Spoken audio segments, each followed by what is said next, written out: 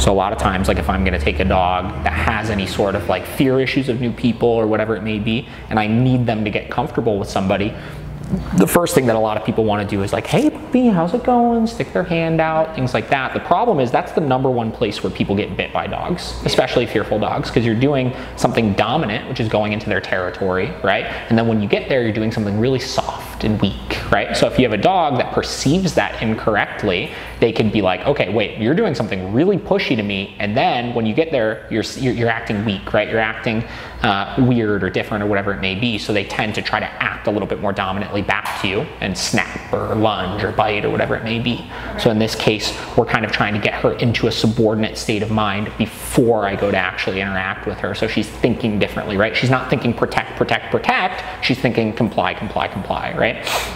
Exciting things here. So many smells, so many sounds. It's funny, I just went to Walmart before I came in. I was like, I think that's him. Oh, yeah. There we go. So her shoulder's kind of touching my leg now. So we've kind of bridged some contact, so I'm able to interact a little bit here. Very good. Okay.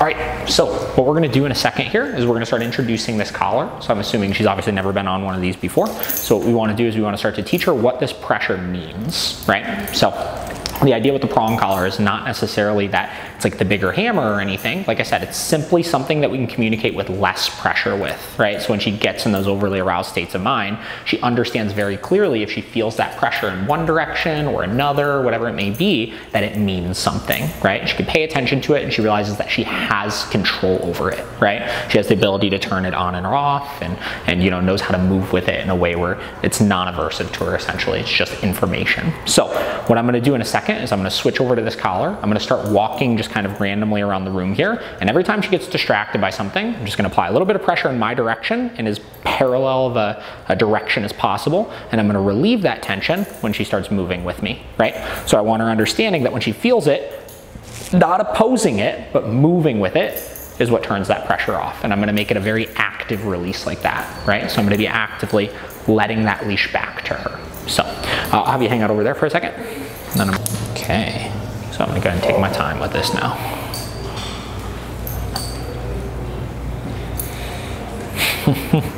Just like I got it. I got it. Little pressure, relieving that pressure. Good.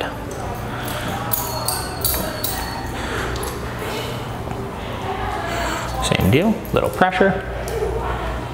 Good, and relieving it. And I'm just using like a fingertip amount of pressure there, right? A bit of pressure, holding, just waiting, and relieving it. Good.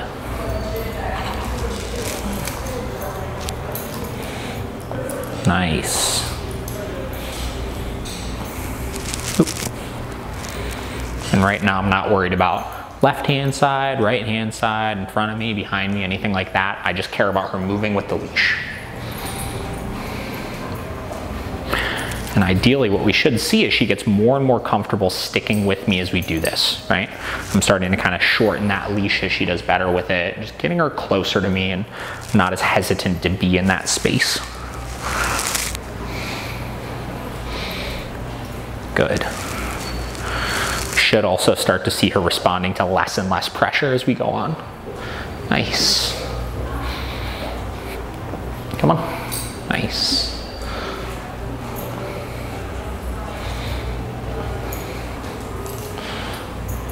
Good. And as I'm doing this, I'm almost going to be trying to lose her, right? Come on. Nice. Come on.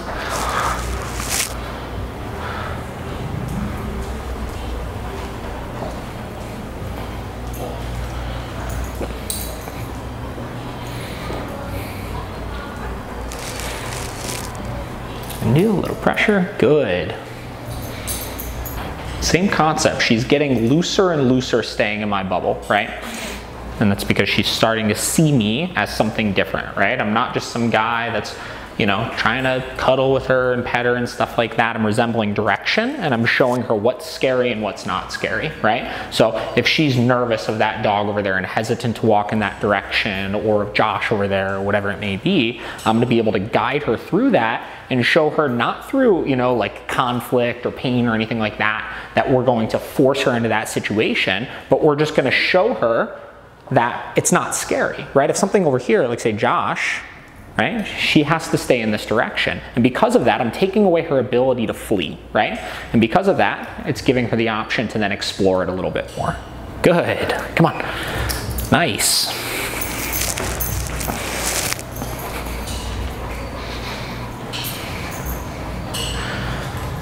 And each time I kind of push her past, you know, a state where she's like, you know, I'm uncomfortable with this or thinks it's scary or whatever, and I kind of, you know, help her through it and show her it's not that big of a deal, that's gonna build her confidence not only in herself, but in me, right?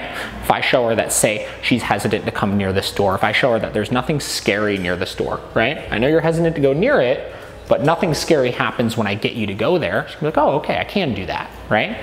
It's not that big of a deal. Very good. Okay, I'm gonna shorten this even a little bit more here. And now this is really getting into her kind of staying in a nice heel position for the most part. Good.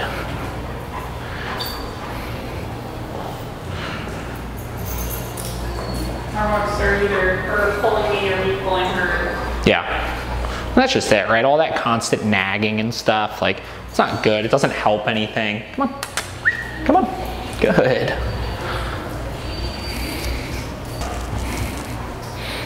Okay, so a second here, I'm gonna start adding a little sit into this. Come on. So I'm gonna come to a stop. I'm gonna apply a tiny bit of pressure up.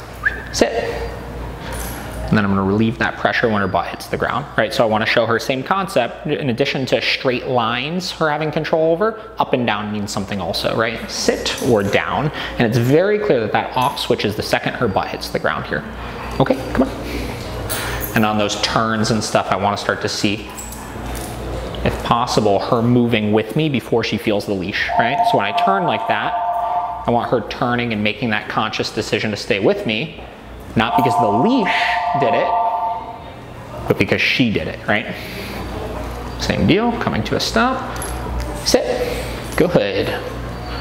Okay.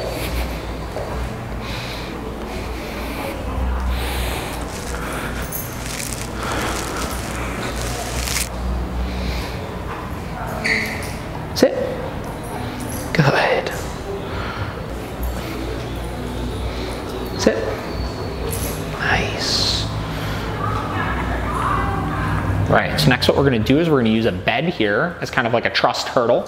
So just like we talked about, each time we can show the dog something that they perceive as scary isn't that scary, the more they're gonna build confidence in themselves and in us. So in this case, we have a new surface here, right? A lot of dogs are really weird of it. They're like, what the heck is this thing? Why is there metal around it? Why is there mesh on it? So first thing I want to do here is just let her explore it. If she gets on her own, great. She may not be as scared of it as some dogs are. If she doesn't, what I'm going to do is I'm going to use the leash pressure that I just established here to help her onto it, right?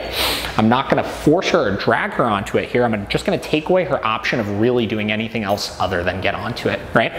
So I'm going to kind of just circle it here a little bit. Use a little bit of leash pressure to keep her somewhat close to it.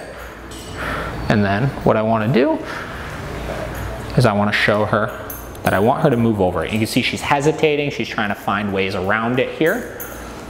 So all I'm doing is applying a little bit of pressure in this direction and seeing what she does. And she's thinking about it.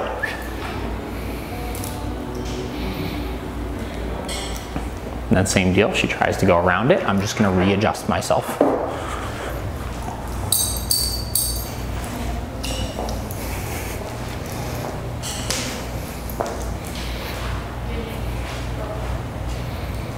Good. So one paw there. Second that paw started coming up, I relieved that pressure. Come on. Good. Same deal, pressure's off, and then I'll let her skip over it herself there. So same deal, something she perceived as really scary there, I helped her through it in a fairly non-confrontational way. So now what we're gonna see is the next couple of repetitions should get a little bit quicker. There we go, good. Still hesitant, but a lot quicker. And same deal, we'll do another one here. Good. Nice. So again, this has nothing to do with bed really, right? Yeah, we're teaching her how to get on the bed, but this solely has to do with trust right now. I need her to trust me that I'm gonna put her in certain situations that she may perceive as scary, but she needs to follow my guidance and know that I'm not gonna put her in something that's gonna be like traumatizing to her or anything, right? Come on. Good. A little quicker that time. And we should start to see as this gets even easier here. Come on. Good. Nice. And then what I want you to watch is how our body language changes over the next couple of reps. Good job. Sit. Good. She's getting really comfortable with me interacting with her, which is good. Okay, come on. Let's go. Sit. Good. Good job. Okay.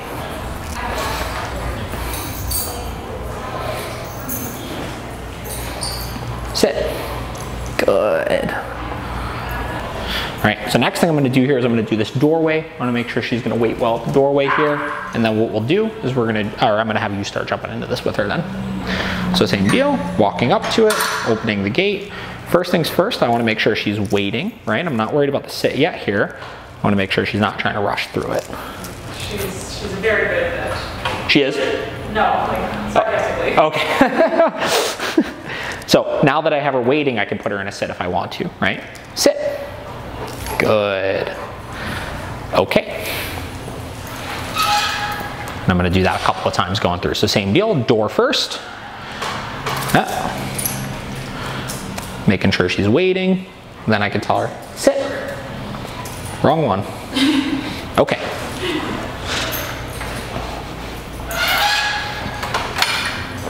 And then I could bring her over here, get her back on. Sit. Nice. Okay, come on. Again, this is all about confidence building here. Come on.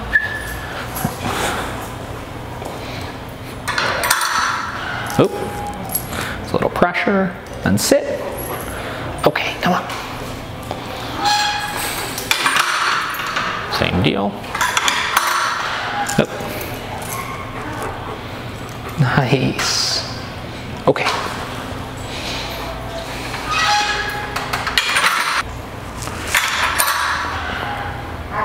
Sit. Okay.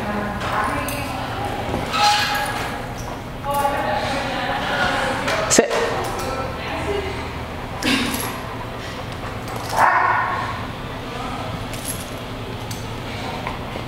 Okay, come on. Come. Let's go. Come on. Nice. Now we're friends. Now we're friends. Yeah, I see that. All right, you're up. Comfortable with you, but because she's more comfortable with you, she's more distracted, right? She sees you as her best friend, right? Somebody that she's cool with and likes, but like isn't used to taking a whole lot of like strict direction from you. So we're trying to get her attention just more on you and her seeing you a little bit more so in that light, right? Because the problem is it's great and everything that she likes you and is comfortable with you, but unless she truly feels like you're gonna be consistent with direction and rules and boundaries and stuff like that, she's not gonna take you seriously when she's scared about something, right? Perfect. And this is kind of the same concept when we're out on the walk, right? So she wants to sniff this and that, and this and that. We want to tell her, just mind your own business right now, right? She must sniff everything. Yeah. And that's a big thing, right? So because she's sniffing everything and because she's off doing all those things, she's also deciding what of those things she's sniffing she's okay with and isn't okay with. We're telling her right now, don't worry about any of it. Like we said, the exciting things, less exciting, the scary things, less scary. That's kind of what we're going for right now. We want neutrality. So we want her neutral to the outside surroundings and the environment and stuff. Interacting with people and other dogs. Yeah. Same deal when you're out on your walks. Right now, she technically should be just doing her own thing, right? I wouldn't let her be meeting a lot of other dogs or other people and stuff like that, because again, we're looking for neutrality here. And the problem is, though she may be friendly with the other dogs, you know, same concept. If the other dogs aren't friendly with her and if she's getting snapped at in certain situations, sometimes that could, you know, put her in a position where she starts losing trust in us. And then same concept with the other people, right? So if you think about it, she's on a pretty short leash there, right? So even though technically she has 4 or 5 feet of slack on it, when she's on a leash, if somebody's interacting with her and other dogs coming up to her and for whatever reason she starts feeling uncomfortable, she technically doesn't really feel like she has an escape, right? She can't get away, she's trapped on a leash. Where, you know, in the case of say when that dog barked at her earlier, she was able to run to the other side, right? She can't really do that on the leash. So because of that, we're taking away flight, and then fight really is like the only option at that point, right? I think the problem is that she'll pull me very hard towards something that she wants, whether it's someone she knows or another dog. Yep, and then you know, whether it's because we physically can't control her or just because, you know, like whatever, we just let her kind of get her way in that situation. She's just learning that she's kind of in control of the environment and stuff like that. And again, back to the place where she's making the decision then what's okay and what's not okay. So that's going to be something, you know, obviously starting now, we're going to make sure, you know, if she's trying to pull towards something, like that doesn't work anymore, right? I don't care how hard she's pulling in that direction to go sniff that thing over there. It's not working, right? We're giving the direction here, not her, right? Because that's the same concept is what we're trying to teach her right now is the opposition, right? When she opposes the leash, the only way to stop it is by moving in our direction. Well, she's learned to train you, right? She puts tension on your leash, right? And then you give way to it eventually.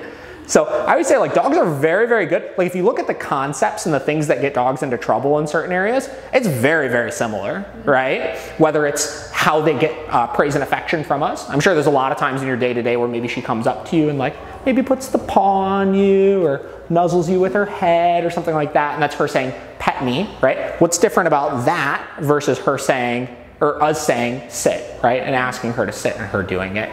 She's learning either she has control over us or we have control over her in certain areas. So either you're in a compliant state of mind or she's in a compliant state of mind. And we want to be very aware of those things because same concept, you know, even though we're dealing with an insecure dog and a fearful dog and stuff like that, that doesn't mean that that's the, you know, like it doesn't have to be the most aggressive dog in the world or the most dominant dog in the world in order for that stuff to get them into trouble, right?